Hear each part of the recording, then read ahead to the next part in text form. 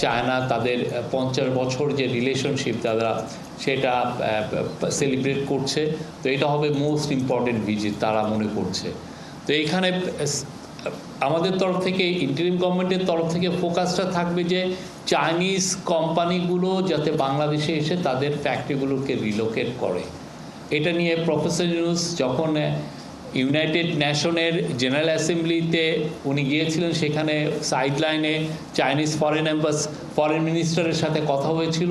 সেখানে কিন্তু উনি সুস্পষ্টভাবে তাকে বলেছিলেন যে চাইনিজ যারা সোলার কোম্পানি তার জন্য বাংলাদেশে ইনভেস্ট করে, কেননা Chinese solar company global trade প্রোটেকশনের কারণে অনেক ক্ষেত্রে তারা বাধাগ্রস্ত হচ্ছে। কিন্তু আমাদের তরফ থেকে, আমাদের এখান থেকে যদি এক্সপোর্টটা করে তাহলে সেই ধরনের কোনো প্রোটেকশন নিস্ট কোনো ট্যারিফ তার উপর ইম্পোজ হবে না।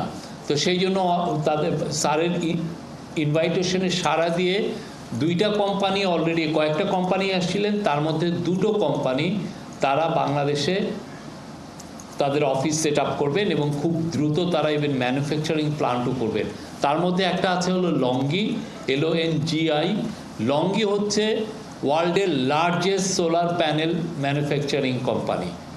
সেটা ওয়ার্ল্ডে যত সোলার প্যানেল তৈরি হয় তার 70%ই ওরা ম্যানুফ্যাকচার করে। তো বাংলাদেশে এটা আসা মানে হচ্ছে বাংলাদেশে সোলার প্যানেলে আমরা বলতে পারি যে একটা আমাদের এই সেক্টরে আমরা আবার একটা বড় একটা প্রচুর জব তৈরি হবে এবং আমরা একটা এক্সপোর্ট পাওয়ার হিসেবে আবির্ভূত হওয়ার সম্ভাবনা আছে। আর চায়নাতে সফরে স্যার পিকিং ইউনিভার্সিটিতে একটা বক্তব্য রাখবেন স্টুডেন্টদের জন্য।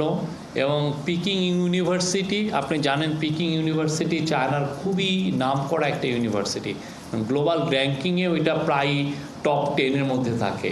তো এই Peking university at the same time স্যারকে একটা অনারারি ডক্টরেট অনারে ভূষিত করবেন। এছাড়া উনি হাইটেক পার্কে যাবেন। ওদের চাইনিজদের যারা হাইটেক পার্ক, ওরা কীভাবে, আপনি জানেন চায়না হ্যাজ এমার্জেস ওয়ার্ল্ডের খুবই অনেকে বলেন যে নাম্বার 1 হাইটেক কান্ট্রি হিসাবে এমার্জ করেছে। তো তাদের যে কাটিং এজ টেকনোলজিগুলো কোথায় কোথায়, ওরা ইভিতে ওয়ার্ল্ডের এখন নাম্বার 1। ইভি মানে ইলেকট্রিক ভেহিকল। তারপরে হচ্ছে সোলার প্যানেলে ওরা নাম্বার 1। ওরা আপনি দেখেন চিপ টেকনোলজিতে ওরা খুব, সেমিকন্ডাক্টরে ওরা খুব এগিয়ে গিয়েছে। তো এগুলো হাইটেক পার্কে উনি একটু ভিজিট করবেন।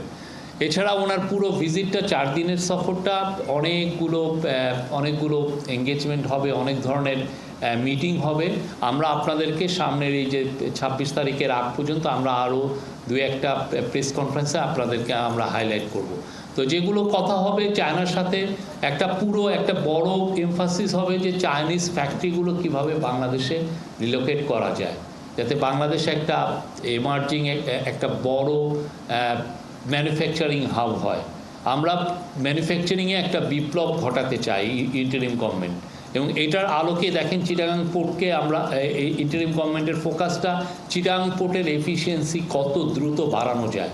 চিটাগাং পোর্টের এফিসিয়েন্সির উপরে অনেকটাই নির্ভর করছে বাংলাদেশের এই এক্সপোর্টের এফিসিয়েন্সি, মানে কতটা বেটার হবে। তো যদি চিটাগাং পোর্টের এফিসিয়েন্সি খুব ভালো হয়, অনেক বড় বড় কোম্পানি বাংলাদেশে আসবে। তো সে আলোকে চাইনিজ কোম্পানিগুলোকে, তারা এখন গ্লোবাল লিডার অনেক ক্ষেত্রে, তাদেরকে আহ্বান করা হবে যাতে বাংলাদেশে ইনভেস্ট করে। আর